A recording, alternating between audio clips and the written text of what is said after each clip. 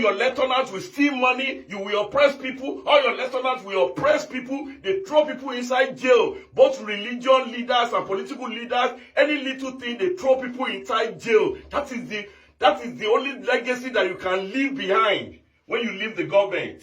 Ẹ̀yin èèyàn ẹ jọ̀ọ́ ṣé àwọn Fúlàní ló ń rúlu wa ní Nàìjíríà ni àbí Tinubu gangan ló ń rúlu wa? Why tí Fúlàní máa lóun fẹ́ fẹ́ ọmọ èèyàn tí wọn ò dẹ̀ fún tó dẹ̀ lọ gé akọ ọmọbìnrin ọmọ 15 years tó dẹ̀ gé lápá tí ìjọba ò dẹ̀ lè rán lọ sẹ́wọ̀n àbí kan pa á kán ṣèdájọ́ kú fún bọ̀ ìjọba ò rí kankan ṣe sí ìjọba Tinubu pẹ̀lú Sẹ̀tìmà yìí àwọn ló ń da Nàìjíríà rú. Ẹ wo ẹ wá gbọ́ nǹkan tí bàbá yìí ẹ wá gbọ́ nǹkan tí wọ́n sọ nínú fídíò yìí. Ọ̀tá wa ni ọmọ bá wa ṣe àwọn ọ̀ka ènìyàn àwọn kọlọ̀rọ̀ sí èèyàn àwọn ni kò mọ bá wa dà láàmú. Ilẹ̀ ọ̀gẹ́rẹ́ ọdọwọ́ rẹ o wọ́n lóye kò ló bá jù balẹ̀ ilẹ̀ ó lanu ilẹ̀ ìbá rẹ o wọ́n jà ṣe ọtẹ wọ́n jà tójú ilẹ̀ mọ́lẹ̀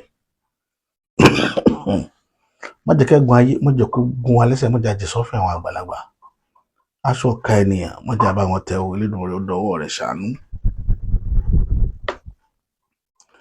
Ẹ rí wa báyìí níbi tí ọ̀rọ̀ dé dúró lórílẹ̀-èdè ilé ni ẹ rí wa báyìí. Lákọ̀ọ́kọ́ mo fẹ́ mú ìròyìn kan wá fún yín tó ṣẹlẹ̀ ní ìlú Kaduna. Ìròyìn yìí ó gbomijé lójú èèyàn gan, ó bomi tútù, ó bomi ìrẹ̀wẹ̀sì síyàn lọ́kàn. Ìròyìn yóò dùn rárá ṣùgbọ́n mo kàn fẹ́ kẹ́yìn náà kí n má jẹ́ kí n sì yẹn ó di sí i. Mo mọ̀ pé ẹ ti máa rí ṣùgbọ́n mo fẹ́ kẹ́ gbọ́ kúlẹ̀kúlẹ̀ ọ̀rọ̀ náà bí tọ́rọ̀ náà ti jà rìnrìn wá. Àwọn aráabí wọn ò dáwọ́ wàhálà wọn dúró bí wọ́n ṣe ń jà lọ́tún náà ń jà lósì náà ń jà káàkiri.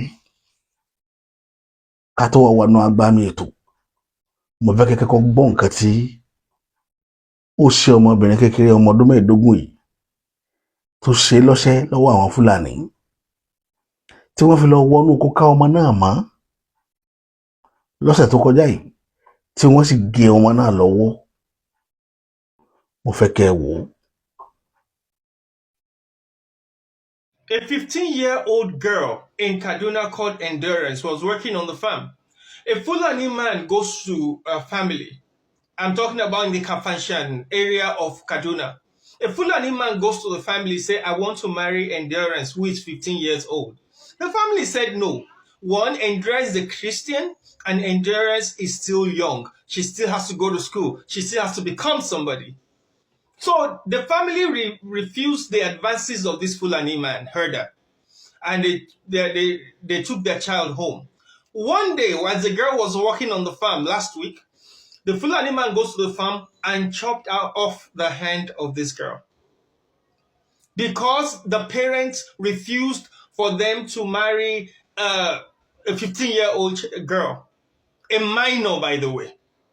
Is it compulsory that you must marry minor and we must defile minor children?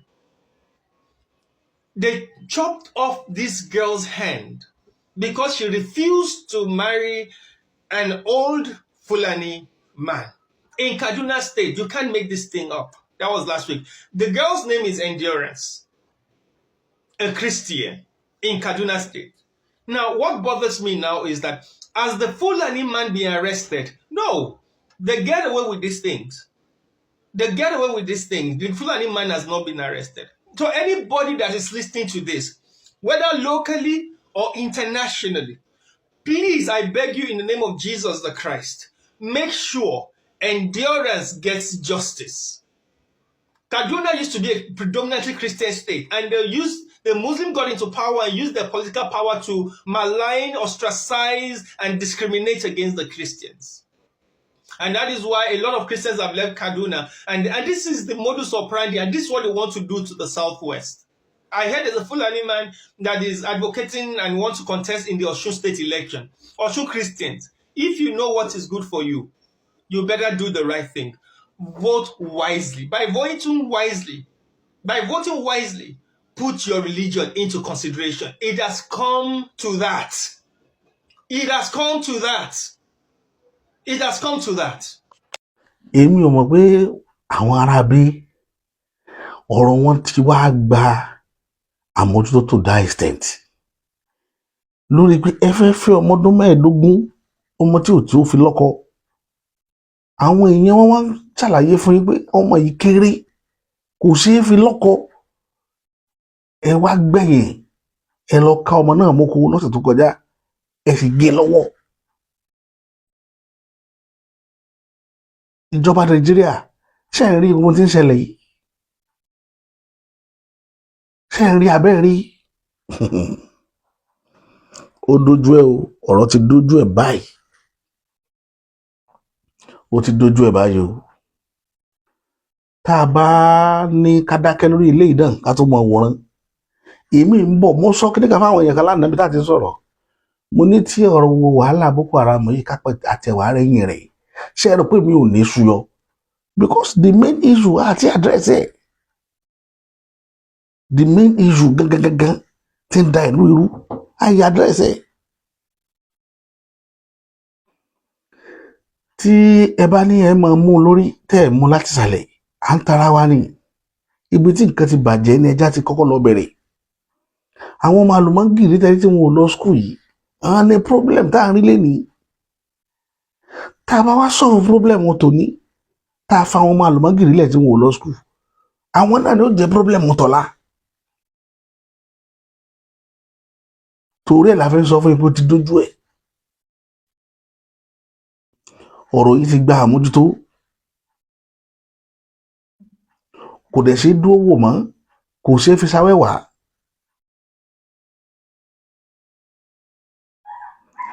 èmi ò mọ bí tá à ń bá orílẹ̀-èdè yìí lọ adẹ̀ ń pe àwọn èèyàn wa ń pe àwọn àgbààgbà ilẹ̀ Yorùbá pé àpérò tá a nídìí lákòókò yìí àyè pé tá a bá pe àpérò yìí ní kíákíá ká tètè mójútó bí tí nǹkan ti ń ṣẹlẹ̀ títí wa náà ń bẹ lára wa o tí máa sọ nú ètò ilé nìyí tí ilẹ̀ Yorùbá náà ń bẹ ń bẹ o ṣùgbọ́n kí n tó bọ́ sí lágbàmí títí Yorùbá ẹ jẹ́ n fi bí nǹkan ṣe ń lọ lórílẹ̀‐èdè yìí láwọn apá abìkan ẹ jẹ́ fi hàn yín ní tó mú orí di vice president Kasim Shettima tó ní gbogbo àwọn àgbààgbà ilẹ̀ Haúsá tí wọ́n gbọ́dọ̀ sasopéye pé ká má jẹ́ kí Nàìjíríà pín kí ni tí Kasim Shettima rí tó fi gbérú àtẹ̀jáde jáde gbogbo pépà orílẹ̀-èdè yìí ló gbé o ó ní gbogbo àgbààgbà rẹ̀ wá kí wọ́n múra gán ká má jẹ́ kí Nàìjíríà pín pé gbogbo pátá bá lè sálẹ̀ ayé wọn Nàìjíríà gbọ́dọ̀ pín kí lórí nǹkan kan sáà Shettima rí tó bọ́rọ̀ ìwà torí bẹ́ẹ̀ ni Yorùbá ṣe máa pa á lówe pé ọ̀rọ̀ ló mọ̀rọ̀ wá tá a ṣe bọ́kà lẹ́nu ọká ìdídí jọkà ẹran tó jọkà lọ́ka jẹ.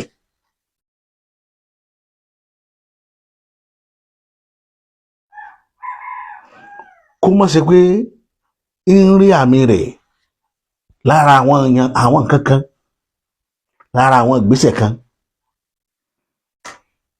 ilẹ̀ Yorùbá ọ̀rọ̀ yìí kàn wá o ẹgbọ́n tó ọmọkùnrin yìí wí lórí ọ̀rọ̀ tí Kasim Shettima sọ ẹgbọ́n tó jáde lẹ́nu ọmọ yìí kẹlẹ̀ mọ́ gbogbo orílẹ̀-èdè pátá tí mo sọ fún àwọn èèyàn wa nìyẹn everybody ti zero mind wọn kúrò lórílẹ̀-èdè yìí gbogbo èèyàn pátá ti zero mind wọn intandrodi ní baba Bọ́lá Ahmed Tinubu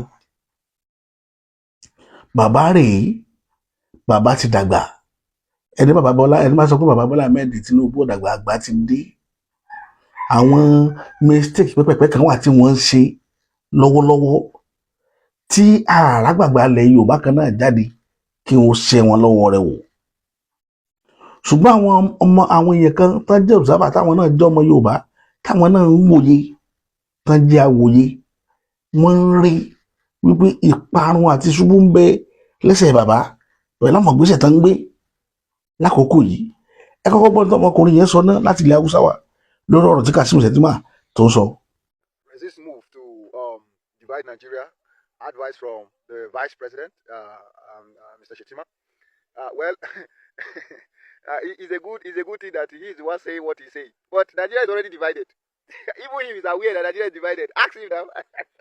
Nigeria as one country has two laws that are governing or that are being run concurrently in one country called Nigeria.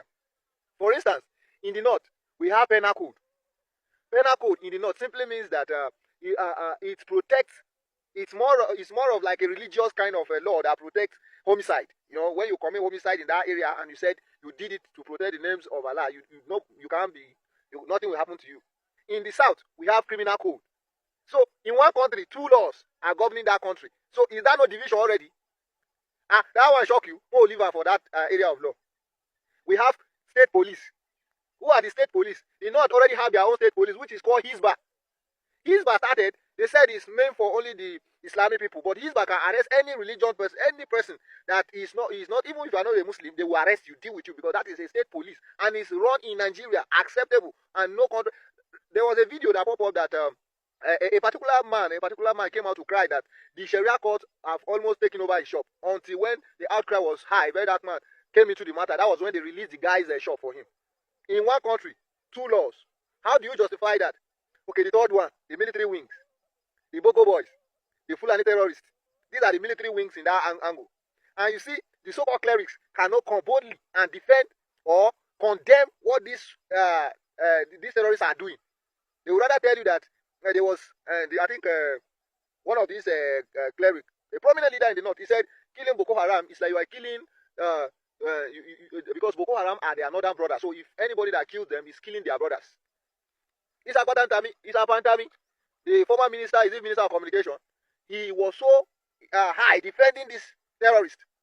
So if you are talking, and it's on record, it's not like we are just making it up. You can Google it. So Nigeria is divided. There's no way you are going to say it is time for us to come together. Nobody is coming anywhere together. If we are together, you don't need to keep preaching this unity. Why is it that Nigerian leaders they become unity beggars? You are begging for unity when there is no unity. Absolutely, there is no unity. All of us know. Everybody knows. Say everybody does. They look everybody's eyes like this. When if you are not from a certain region, especially in the northern part of the country, which they believe that they are the supremacists, they are the ones that are supposed to rule in every angle, you will not be entitled to other jobs in the country. There are certain things you cannot do. If you do it that you are not from the north, you are in trouble. Let's say the truth. Nothing like beating around the bush. Because of the news that I saw that the vice president have just posted. Nigeria is divided. Okay, you said don't say Nigeria is divided. And now we are waiting for America. When they call us do when they first help us dislodge those terrorists, the next move is make everybody kukuma they go. Let's cut off the cancer so that it will not end up destroying others. Because this thing cannot stop. It's just like it's built on ideology, and everyone believes that this ideology must be accomplished. So you see so many prominent politicians supporting this evil. So how will you now say Nigeria is not divided when terrorists are given peace deal, known criminals are being pardoned, while activists are being jailed in the country? If you go out to protest, the government will tear gas you. Sometimes they buy some people in that regard. But yesterday or day before yesterday, I saw people marching to protest in Lagos. No police, tear gas them. Nothing happened to them. They were just protesting. The Nigerian police did not say they should come and submit their letter before they go and protest. Or they did not tell them where to go and protest. They did not even tell them that this protest you are coming out to come and protest, we call unrest. They were protesting peacefully. There was no problem. And that to say that it is government organized protest. It is not the people's protest. If they say they want protest, then Nigerian police will be giving you court orders. In democracy, you are telling people not to protest. And when we did not protest, the matter don't reach where we are not in control. You are now calling people to come and sympathize with you. When we go out to even air our grievances, you don't want to listen. And now you are begging people to come and unite with you so that we will now join hands and say Americans are lying. Lying that we are on ground zero. We they see what they go on.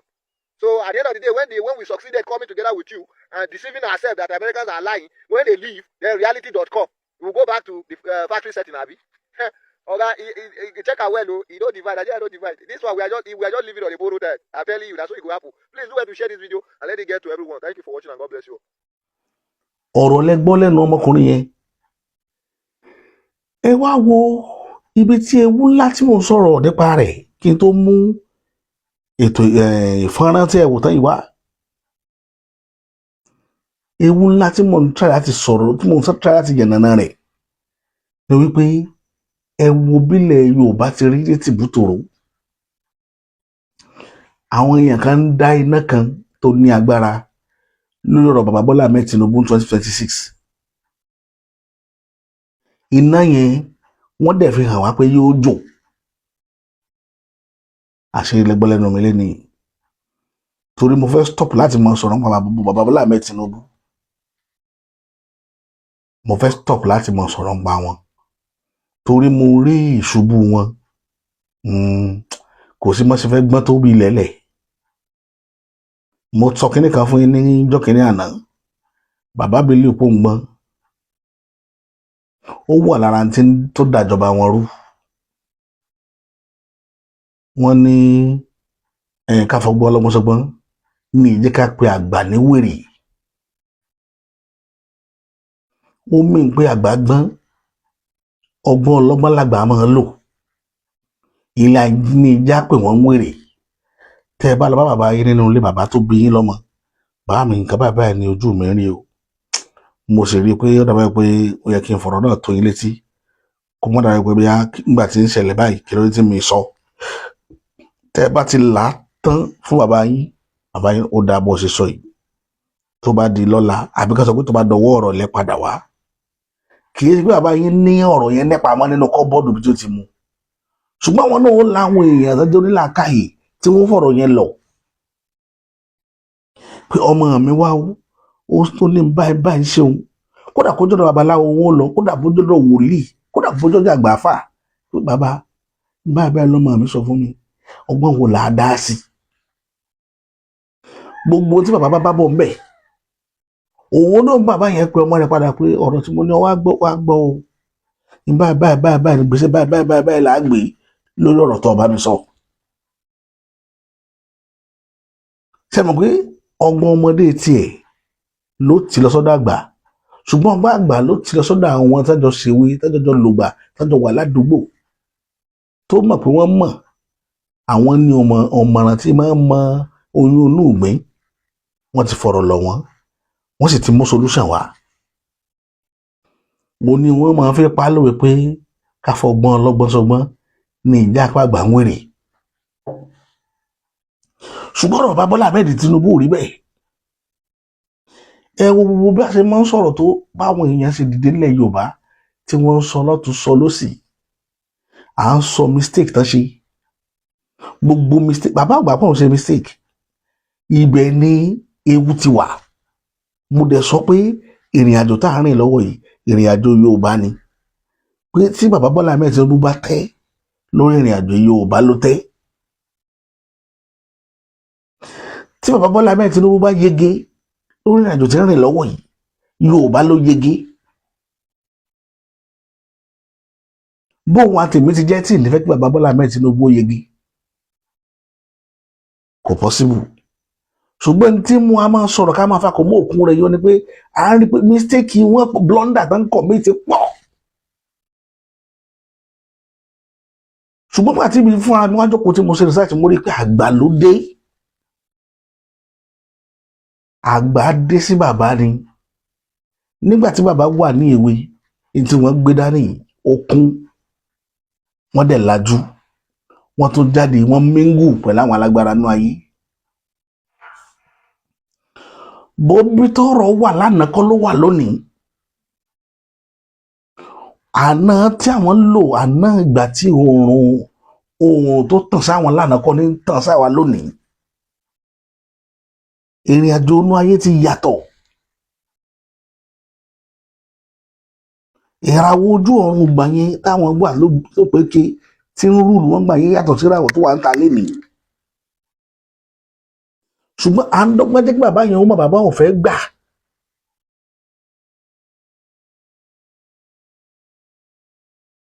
ṣé ẹ wá lè gbogbo àwọn tá à ń sọ̀rọ̀ pé gbogbo apáta la gọ̀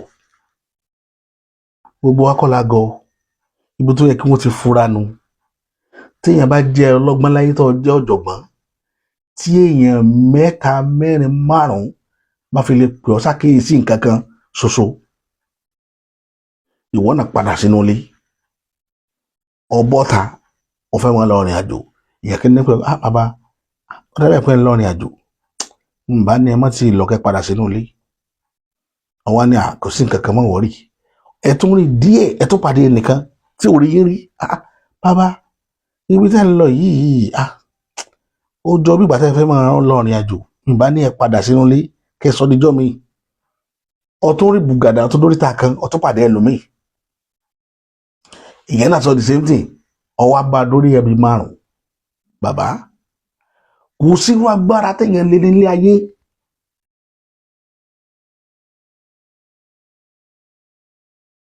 kò sírú agbára téèyàn lé ní kódà kéèyàn ó so kùtùkùtù mọ́wọ́ bíi tàwọn ìyá mi tó o bá padà sínú ilé ọ fara káṣá níta ewu ń bẹ níbi tẹ́ ń lọ n tó lè mú gbogbo wa tá a sùn tá a wo tá a jí tá a tan fìtílà tá a fẹ́ ń bá yín sọ̀rọ̀ bàbá tẹ́ ẹ bá ní opportunity àti padà wálẹ̀ Yorùbá ẹ padà ẹ wá sùn táwọn àgbààgbà kan kẹ́ ẹ béèrè lọ́wọ́ pé kí ní ìṣẹ̀lẹ̀ gan bó o nìta ti rí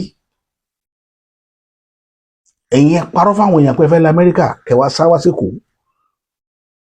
kẹ́ wá tira yín mọ́nú ilé kẹ́ ẹ wá gbà àwọn àlejò àwọn bàbá ilẹ̀ Yorùbá kí wọ́n wá bá yín kẹ́kẹ́ lọ́jọ́ mẹ́ta kó kálukú wá sòdodo ọ̀rọ̀ kì í ṣàwọn tí wọ́n kọ́ńtrátì lọ́dọ̀ yín o kì í ṣàwọn ọ̀rẹ́ bàtúyẹ̀rì ètè tẹ́kí tó bá ti rí nǹkan tó bá ti rí yín wọn ò ní sòdodo ọ̀rọ̀ ní tí wọ́n fẹ́ gbà lọ́wọ́ yín ni wọ́n máa lé kì í ṣàwọn là ń sọ o.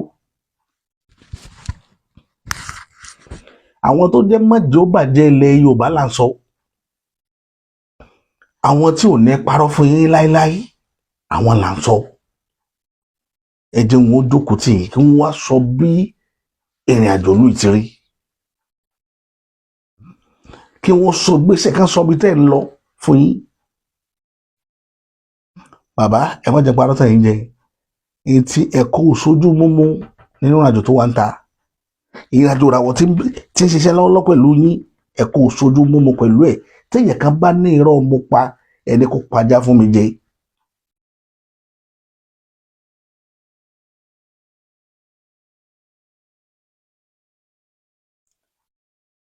eléyìí tèmi rí ń bẹ nù mi tí èmi sọ jáde láéláé torí ewu àmẹ wọn là gbọ́dọ̀ sọ ẹ wá jẹ́ kí n fi tárakùnrin kan rí tó náà fi bóde tó fi bẹ̀rẹ̀ sí ní kà bòròbòrò ó sọ̀rọ̀ tìkáratíkára ṣùgbọ́n ẹ mọ̀ pé ẹ̀jẹ̀ ọmọdé nígbà míì tó bá gúnyàn èyí ó fẹ́ lè ṣìwí kí sì ló fà á nítorí pé ìjọba ilẹ̀ Yorùbá ni ìran Yorùbá ni kéèyàn máa lọ kódà ọba ìlú tí ń ṣalákòóso ìlú tí bá ń gbégbèsè kan tẹ bá ṣe bàbá ika ẹ má ṣe jẹ orí bá mọ òun náà ó ṣègìrì padà kí ló kó wá sínú ewu tá a wà lénìí gbogbo ọmọ tí mẹ́lẹ̀ Yorùbá ńlẹ̀ ó tu òjèrè lónìí ló mọ̀ pé ewu tí Aláàfin tó sáìn pẹ̀lú amalgamation 1914 òun ló dá wàhálà tó wà ńlẹ̀ ní ilẹ̀ síran Yorùbá lọ́rùn amalgamation 1914 tá Aláàfin lọ sáìn tó bá jẹ́ pé níjọ́ náà lọ́wọ́ Aláàfin gbà pé àwọn àgbà tó ju òun lọ bẹ́lẹ̀ Yorùbá tó yẹ kó kọ́kọ́ lọ consult náà kó tó rìnrìn àjò yẹn àní wà nù ewu tá a wà lẹ́nìí. ewu 1914 yẹn ló wá fẹ́ rìpítà rẹ̀ báyìí òun ìràwọ̀ tó wà ń ta. ìrìn àjò tí bàbá Bọ́lá mẹ́f Tinubu fẹ́ rìn àfi kó sẹ́rí padà wálé kó wá bá àwọn àgbààgbà lò tí ò bá rágbàgbà àwa tá a jẹ́ ọ̀tọ̀kùlú ìlú náà a ṣetán láti dúró láti sòdodo ọ̀rọ̀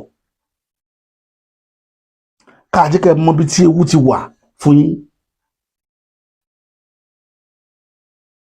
torí 2026 to 2027 ewu la rí o Ifá ò forí rárá àní sọ jù báyìí lọ torọ́rọ̀ òṣèré sọ ní fìtílà àní sọ jù báyìí lọ bàbá wíwo lẹ́nu awo máa wo àní sọ jù báyìí lọ ẹ̀gbọ́n tí bọ́dà mi yẹn sọ. Also, President Bola Ahmed Tinubu, it's so unfortunate that you don't give us, we the Yoruba people, there is no space for us to defend you. There's no space for us. You don't give us space to defend, to support you in anything. You keep doing the wrong things every time. You keep doing the wrong things every time. We cannot even point out to a particular thing that we can say about you, Tinubu. You keep doing the wrong things. Yoruba are not known to have the kind of lifestyle like this, lifestyle of oppression, lifestyle of stealing. We are not known to be like that. These days when we want to argue, when we want to drive in a point, we can't even say anything that you have done. We always refer to what the legacies of the likes of Obafemi Awolowo. We refer to the legacies of Jakonde, Baba Ajasin, Bola Ige and Co. It's very difficult to defend you. You just behave like every other person. No, we know you tried recently. You were trying to make some moves and they came after you. But at the same time, you should be a man that you were. And look at the way you acted so shameless. Shabi, you acted very stupid. Look at the way they pushed you. They set trap for you. The Western world set trap for you and you fell very cheap. Very, very cheap. Abba. Very cheap. You acted so cheap, very swift, as if your life depends on it. You invaded a sovereign nation without consultation, without approval from any quarter. They just sent you a message, pim, and you started acting. And you couldn't even think. You can't even sit down and think. A whole president. When somebody as old as you, I believe you should have more wisdom to attend to situations like this than what you have done. Mr. President, let's assume I was the president of Nigeria. Do you understand? I wouldn't have done what you did. I would have immediately I received message that I should do this. I know they are your masters. We all know. Immediately I received that message, I will call the military that took over from that place because those military took over their country because they want to they want to have freedom from the French. That's why they did what they did. If I was you, I would call them and tell them go and arrange little children on the street, bring civilians on the street, let them be on the street. So even if they ask me to use my fighter jet to go and bomb Benin Republic, I can always have excuse to tell you wherever the instruction came from that I cannot bomb civilians. Civilians are on the street. It's enough excuse for you, Bola Ahmed Tinubu, not to have done that. You can only tell them to arrange civilians on the street. So you don't do it. But you did this, you just want to satisfy your masters because you are ordinary houseboy, ordinary caretaker in Nigeria. We call you president, but you are just ordinary caretaker. The only thing you can do is to oppress people, to steal money, to steal and oppress. That is the only thing you can do. You will steal money, all your lieutenants will steal money, you will oppress people, all your lieutenants will oppress people, they throw people inside jail, both religion leaders and political leaders, any little thing, they throw people inside jail. That is the only legacy that you can leave behind when you leave the government. You pervert the cause of justice, steal money. The rich are getting richer. Poor are getting more frustrated every day, insecure.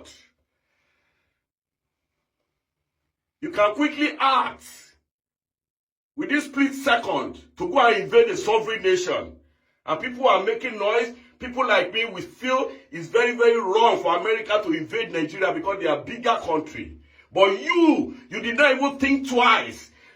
We said Bush is a useless man. Bush consulted his Senate, consulted everybody before making an arrangement of coming to Nigeria. You did not even consult anybody. That is the kind of arbitrary rule, the kind of useless decisions that you just take because you can oppress. Just take decision within yourself without consultation, no ECOWAS, no nothing. You just invaded a sovereign nation, a tiny nation that are trying to remove themselves from the shackles of the West. You return them back to be a slave. You return them back to the slavery. And you roll it down, you are rolling the artillery to go and start fighting Benin soldiers. Tinubu is a very big shame. Very big shame. I'm so disappointed in you. It is, in fact, up till now, I couldn't even get myself. I'm just thinking about it that you are an old man. Can't you think? Can't you consult? Can't you think? Why will you have to do that? Some Americans are saying now, since we invaded the sovereign nation, they too have the right to invade Nigeria. They are superpower over Nigeria too. They can do it. Now, what will your excuse be if they said they are coming? What will you tell them now? They set you up and you fell to it so cheap. It's so unfortunate. You disturbed the innocent people in their country. They took over the power because they want to remove themselves. Because they wanted to remove themselves from the grip of the West. You return them back to the grip of that West because you are a slave, because you will remain slave for the rest of your life. And to you Nigerians, when they ask you to vote vibrant young people, people who have vision, people who are bold, who will not be afraid of death, who will stand face to face with the West and talk back, word to word back to them. You will never vote them. You will say they don't have constituency, they don't have this, they don't have that. You will never vote them. You are always voting the same politician that you've been voting for a very long time, and you are on the same spot, or you are getting worse every day, and you keep crying. It's a shame. Big shame. We know where this one will lead to. Bye. Ìyá rí pé ẹnu gbé brọ́dà yẹn gan, ẹnu gbé wọn gan, kò yẹ kẹ́nu gbé wọn débẹ̀. Ṣùgbọ́n tọ́rọ̀ bá dọ̀rọ̀ ẹni, gbogbo bó bá ṣe lè wò kéèyàn ó gbé, àjọmọ̀ gbà fúnra wa bẹ́ẹ̀ ni bàbá. Gbogbo ọgbọ́n tẹ́ ẹ bá nílé ayé yín, ẹ ní the consultation nù lé lákòókò tẹ́ wà yìí. Téèyàn kan bá sọ fún yín pé irọ́ ni, tẹ́mi yín kan bá darí yín pé irọ́ ni, wọ́n tàn yín ni. Èdì ni. Ọ̀rọ̀ tí mo sọ yìí, gbogbo tó bá mú yín tó bá dín létí àti gbọ́, èdì ni. Pẹ̀lú tarí, wàláì. Mo tó fọlọ́wọ́ bá tó dá ayé, mo fi búra. Èdì ni. Èdì ò wá ní dì wá ńlẹ̀ Yorùbá. Mo fẹ́ kí fídíò yìí go viral. Mo dẹ̀ fẹ́ kí fídíò yìí kó dọ́dọ̀ bàbá Bọ́lá Ahmed Tinubu kó dórí tébù wọn. Nítorí pé mo fẹ́ kó dàbí ìwé ìrántí. Mo fẹ́ kí wọ́n dọkumẹ́ǹtì fídíò tí mo ṣe lónìí. Mo fẹ́ kí àwọn èèyàn fi fídíò yìí pamọ́. Torí ìjọ tọ́rọ̀ náà bá jáde, 3 rẹ̀ mo ti ṣe, ẹlẹ́kẹta lélẹ̀. 2 rẹ̀ mo ti ṣe sẹ́yìn, ẹlẹ́kẹta lélẹ̀. Mi ì fẹ́ lọ sórí ọ̀rọ̀ bàbá Bọ́lá Ahmed Tinubu mọ́. Mi ì fẹ́ lọ bẹ̀ mọ́. Pé a fẹ́ gba àwọn nímọ̀ràn ni o, a fẹ́ sọ kéde kan. Kódà gan tó bá di 2026 mo lè support wọn kájọ máa campaign fún wọn. Ṣùgbọ́n n taari ewu à ń bẹ. Ọ̀rọ̀ ńlá kan bẹ tẹ́ gbọ́dọ̀ yanjú kó tó dìgbà yẹn. Tẹ́ ẹ bá yanjú rẹ̀, èdì ni. Èdì. Bàbá,